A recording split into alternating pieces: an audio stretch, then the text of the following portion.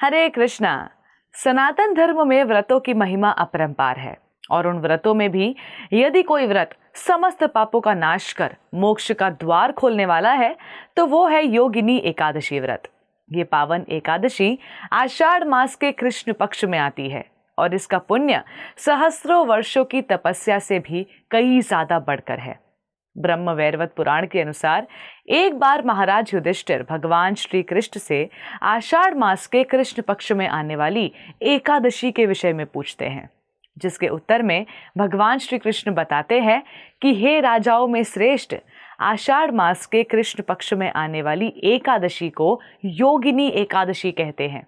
एकादशी कोई साधारण व्रत नहीं, ये आत्मा की पवित्रता का महापर्व है। इस दिन अन्न का त्याग केवल शरीर की तपस्या नहीं बल्कि मन और आत्मा के विकारों का शुद्धिकरण है। जब व्यक्ति एकादशी के दिन व्रत करता है और हरि नाम में लीन होता है तब उसके रोम रोम में श्री हरि का वास होने लगता है। ये व्रत जन्मों जन्मों के पापों को भस्म कर वैकुंठ का द्वार खोलता है। एकादशी का उपवास स्वास्थ्य, संयम और मोक्ष तीनों का संगम है। यह है त्याग से प्रेम तक, शरीर से आत्मा तक और मृत्यु से वैकुंठ तक की यात्रा। अब योगिनी एकादशी की व्रत कथा का श्रवण करते हैं। प्राचीन काल की बात है। अलकापुरी नाम की एक दिव्य नगरी थी जहां कुबेर देवता शासन करते थे। कुबेर जो धन के अधिपति हैं, भगवान शिव के परम भक्त थे। उनके राज दरबार में एक माली था जिसका नाम था हेम। हेम माली न केवल एक सुंदर और बलशाली युवक था बल्कि उसे यह सौभाग्य प्राप्त था कि वो प्रतिदिन मान सरोवर से कुबेर के लिए शिव पुष्प लाकर भगवान शिव की सेवा में अर्पण करता। परंतु एक दिन कुछ और हुआ। हेम माली की पत्नी स्वरूपवती अनुपम सौंदर्य की धनी थी। वो रूपवती, चंचल और कामनाओं से भरी हुई स्त्री थी। एक दिन जब हेम माली पुष्प तोड़ने गया तो उसके मन में पत्नी के प्रति मोह प्रबल हो उठा। वो पुष्प लेकर घर लौटा और पत्नी के साथ रति में लीन हो गया। समय बीतता गया और इस मोह में वो शिव पुष्प कुबेर को समय पर अर्पित करना भूल गया। जब यह बात कुबेर को ज्ञात हुई तो उनका क्रोध भयंकर रूप धारण कर चुका था। उनका मुख क्रोध से तमतमा उठा और उन्होंने रौद्र स्वर में कहा, हे महापापी, तूने अपने कर्तव्य को छोड़कर वासना में डूबकर शिव सेवा का अपमान किया है। जा, मैं तुझे श्राप देता हूं। तू अपने पापों के फल स्वरूप कुष्ठ रोग से पीड़ित होकर नरक तुल्य जीवन जिएगा। कुबेर के शाप से क्षण भर में ही हेम माली का रूप विद्रूप हो गया।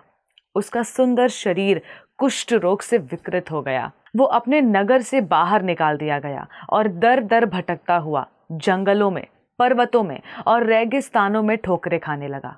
भोजन के लिए तरसता, पानी के लिए तड़पता वो रो रो कर दिन काटने लगा।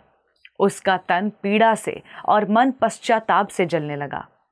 एक दिन वो हिमालय पर्वत की गुफाओं में भटकते हुए महर्षि मार्कंडेय के आश्रम तक पहुंचा। महर्षि के तेज से वो चमत्कृत हो उठा और उनके चरणों में गिरकर विलाप करने लगा और कहने लगा, हे महामुनि, मेरे पापों का क्या कोई प्रायश्चित है?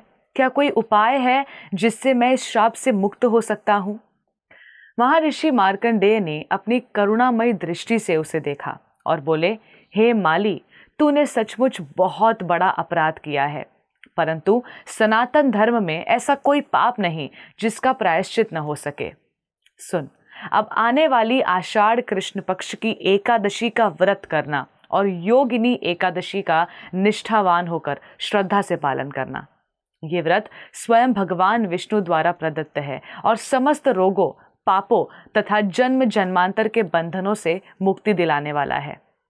हेम माली ने महर्षि के वचनों को श्रद्धा से सुना और पूरे नियम, संयम और भक्ति भाव से योगिनी एकादशी का व्रत किया। जब द्वादशी के दिन उसने विधि पूर्वक व्रत का पारण किया तो जैसे चमत्कार हो गया। उसका सड़ा गला शरीर पुनः सुंदर और तेजस्वी हो गया। उसका रोग समाप्त हो गया। उसका मन निर्मल हो गया और आत्मा परम शांति को प्राप्त हुई। ये योगिनी एकादशी केवल एक उपवास नहीं, यह है आत्मा की पवित्रता की साधना। यह है पापों से मुक्ति का द्वार और मोक्ष का सेतु।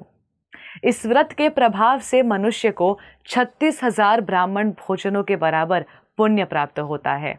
ये व्रत केवल शरीर की तपस्या नहीं है, ये हृदय की भक्ति, श्रद्धा और आत्मनियंत्रण का उत्सव है।